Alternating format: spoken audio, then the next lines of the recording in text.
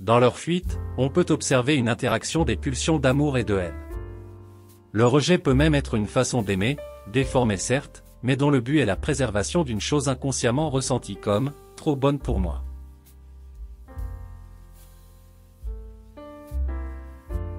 L'abandon sauve, alors l'état de bonté ainsi reconnu, ne lui porte pas atteinte et le met à l'abri de notre propre indignité qui pourrait le détruire.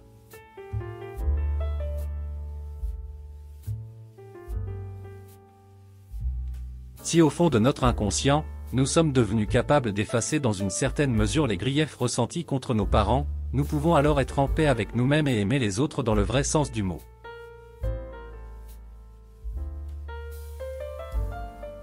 Dans la vie quotidienne, l'exemple le plus simple de la projection est le toi aussi. Si quelqu'un nous attribue une chose déplaisante, nous supposons souvent instantanément qu'en fait cette chose est en lui.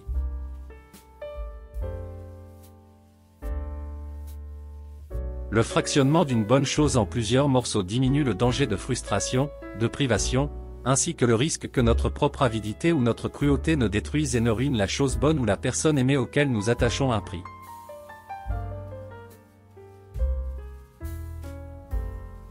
Ceux qui cherchent à obtenir beaucoup des autres donnent en fait rarement beaucoup aux autres.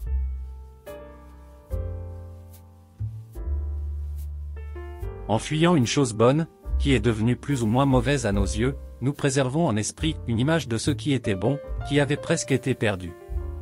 Et, en la découvrant ailleurs, c'est comme si nous la faisions revivre dans un autre lieu.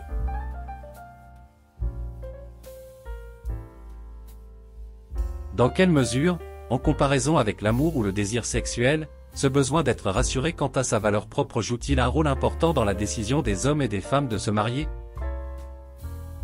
Ces gens passent leur vie à chercher, à trouver et à être ensuite déçus parce que, soit en qualité, soit en intensité, leurs désirs sont démesurés et irréalisables. En fin de compte, ils ne se détournent, méprisent et rejettent que pour recommencer immédiatement à chercher.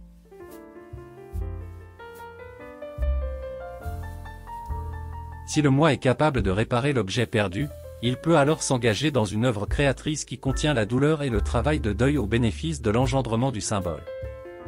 Je crois que cet objet, assimilé, devient un symbole à l'intérieur du moi.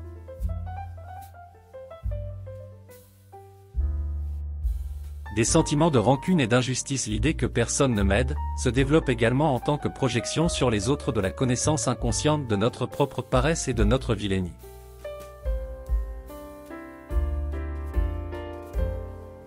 Le sculpteur qui met la vie dans ses objets d'art, que ceux-ci représentent ou non une personne, restaure et recrée inconsciemment les personnes autrefois aimées, qu'il a détruites en fantasme.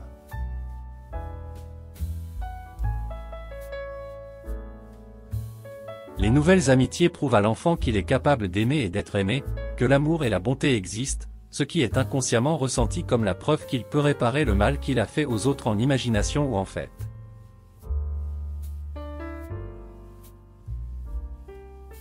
L'inconscient des enfants correspond très souvent à l'inconscient de la mère, qu'il utilise ou non cette provision d'amour qui leur est destinée, ils retirent souvent, du fait de savoir que cet amour existe, une sécurité et un réconfort plus grand.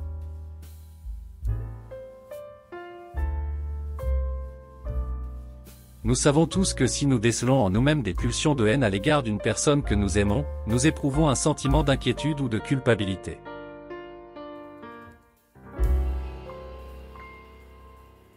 J'ai déjà dit que la haine peut être utilisée pour écarter ou dissimuler le désir ou l'amour. Ici, chez des personnes particulièrement grégaires et bien vues, c'est l'amour qui est utilisé pour écarter la haine et ses dangers.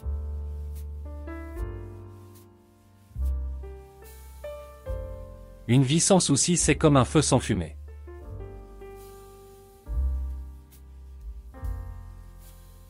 L'histoire est une chose qui fait exception à la règle, pour survivre, elle doit mourir.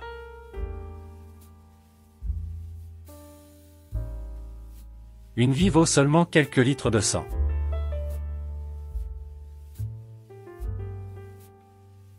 Changer, jeter, c'est la même chose mais le premier est plus subtil que le second.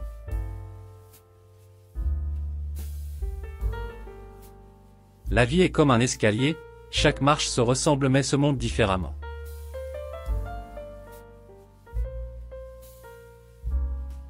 Arriver en retard, c'est comme arriver à l'heure mais de façon originale.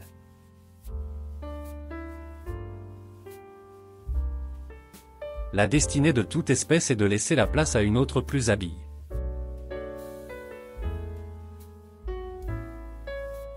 Une chance c'en est une, l'avoir c'est autre chose.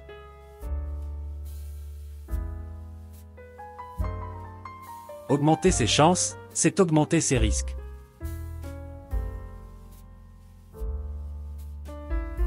Une nouvelle qui n'en provoque pas 3 autres, est une bonne nouvelle, et réciproquement.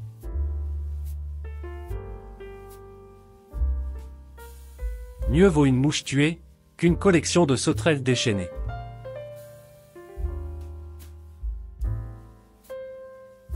Moins tu jongleras avec tes mots, mieux tes phrases se porteront.